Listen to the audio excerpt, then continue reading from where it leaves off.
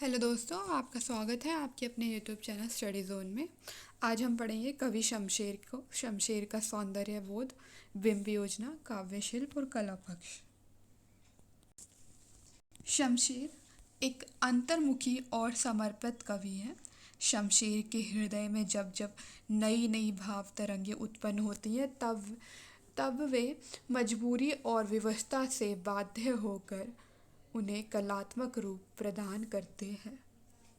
कवि हृदय में अंतर्युक्त भाव संवेदनाएं एक रौ में बहकर आती हैं और एकाएक उनके मस्तिष्क में बिंब जैसी कोई चीज आ जाती है तथा शमशेर इसे बिंब को पकड़ने वाले कवि हैं। शमशेर के लिए अपनी भावनाओं की अभिव्यक्ति करना कम महत्व की बात नहीं है। शमशेर अपनी कविताओं में अवचेतन में अटके हुए भाव संवेदना को अत्यंत आतुरता और निश्चलता से मूर्तित करते हैं। शमशेर के अनुसार कविता जीवन से फूट कर निकलती है, जिसमें जीवन की सारी बेताब उलझने, आशाएं, शंकाएं, कोशिशें और हिम्मत कवि के अंदर की पूरी ईमानदारी के साथ सामने आती है। शमशेर अत्यंत कम शब्दों के कवि हैं। रोमांटिक काव्य उनकी कविता की आधार भूमि है। संवेदना निरूपण के लिए शमशेर ने जिन बिंबों का सहारा लिया है, उन बिंबों में अवचेतन का रंग बहुत गहरा है।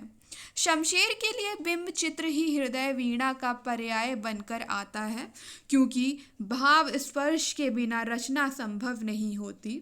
शमशेर के यहाँ एक चीज़ जो आधुनिक कला और कविता का खास अंग बन जाती है, वह है प्रेरणा के चित्र का जमीन से पैदा होना और उभरना।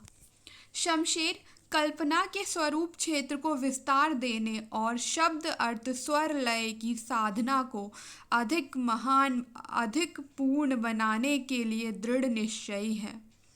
शमशेर की कविता में निराला और पंत की काव्य शैली का खास ढंग से निखरा और आगे बढ़ा हुआ रूप दिखता है। शमशेर ने कभी भी अपने परिवेश, देश काल और वस्तु यथार्थ को अनदेखा नहीं किया है। शमशेर का हृदय एक प्रेमी का हृदय है। इस हृदय में कुंठा के लिए कोई जगह नहीं है। शमशेर का प्रेम कठिन जीवन के छोटे छोटे मानवीय सुखों के अन्वेषण से उपजा प्रेम है। उनके हृदय में प्रेम का दीपक हमेशा अपनी त्वरा के साथ जलता रहता है।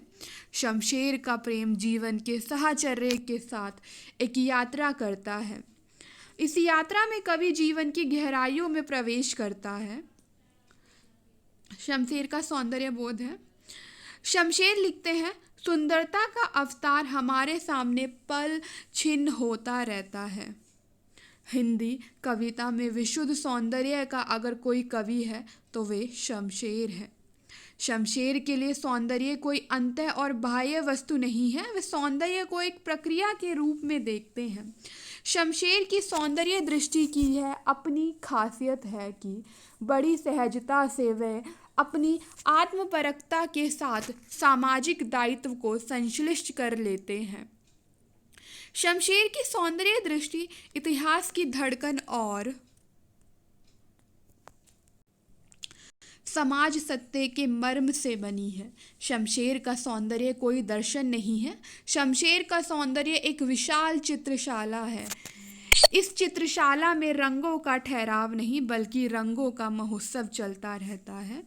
शमशेर की सौंदर्य दृष्टि हर चीज में एक अंतः सौंदर्य देखती रहती है। शमशेर ने खुद माना है कि दृश्य जगत की पूरी एक संरचना पहले मेरी नज़र में सौंदर्य के एक कंपोजिशन के रूप में आती है।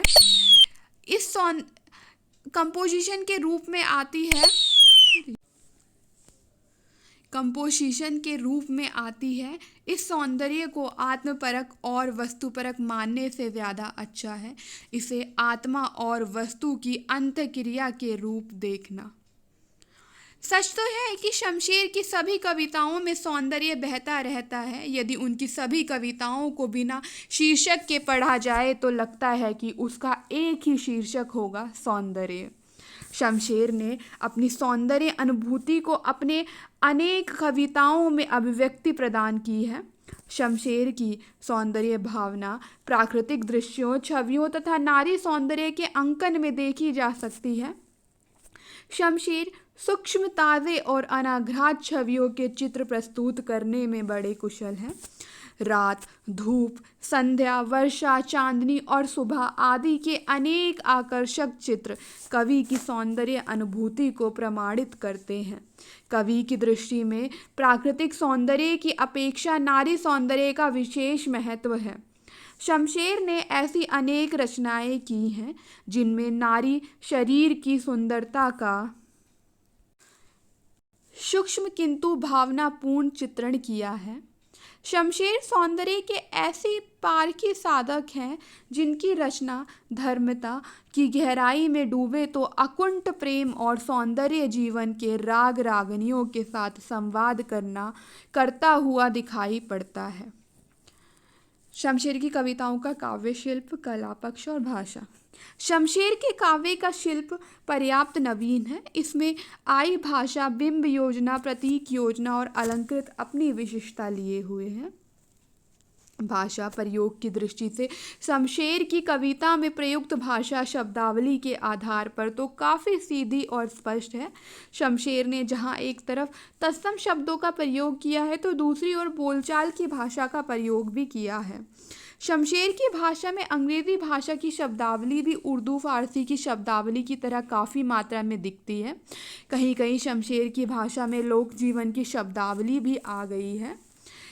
प्रेषणीयता शमशेर की कविताओं का गुण है। कहीं कहीं ऐसा अवश्य दिखाई देता है कि कवि मिथ कथन करता है। ऐसा करने से कविता का मर्म पाठक के लिए पहेली बनकर रह जाता है। शमशेर की भाषा काव्य भाषा है। यही कारण है कि उसमें ऐसे प्रयोग भी देखने को मिलते हैं जिनमें थोड़ा बहुत हेर फेर करने के बाद कवि का मनचाहा अर्थ बिगड़ जाता है। शमशेर के छांदसिक प्रयोग नई कविता में विशेष महत्व रखते हैं। मुक्त छंद, उर्दू की गज़ल और शेर व शायरी के सही प्रयोक्ता के रूप में शमशेर को भुलाया नहीं जा सकता। शमशेर की काव्य शैली प्रतीकात्मक और बिंब प्रधान अधिक है। इसमें उर्दू की लचक और नज़ाकत भी भरपूर मात्रा में दिखाई देती है। अधिकांश प्रणय भावना से युक्त कविताएं शमशेर की इस शैली की द्योतक हैं। बिंब योजना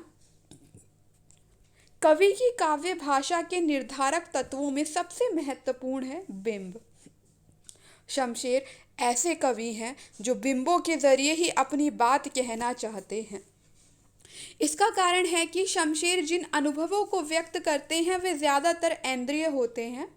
इस ऐन्द्रियता के कारण ही उनकी भाषा ऐसे रूप ग्रहण कर लेती है जिसका संप्रेषण अधिकतर प्रत्यक्षीकरण के स्तर पर होता है। भाषा की प्रकृति ही बिंबात्मक होती है। चूँकि भाषा दैनिक प्रयोग में घिसती रहती है, इसीलिए धीरे धीरे शब्द का चित्रात्मक स्वरूप नष्ट हो जाता है। कवि की पहली कोशिश यह होती है कि वह शब्द को फिर से उसकी खोई हुई चित्रात्मकता प्रदान करे। ऐसा करने के लिए उसे भाषा के स्वरूप को थोड़ा बदलना पड़ता है। ऐसा करते हुए शमशेर वस्तुतः 3 अलग अलग परंपराओं का प्रयोग करते हैं। पहला, आधुनिक हिंदी काव्य की परंपरा, जिससे संपूर्ण छायावादी काव्य भाषा का विकास हुआ।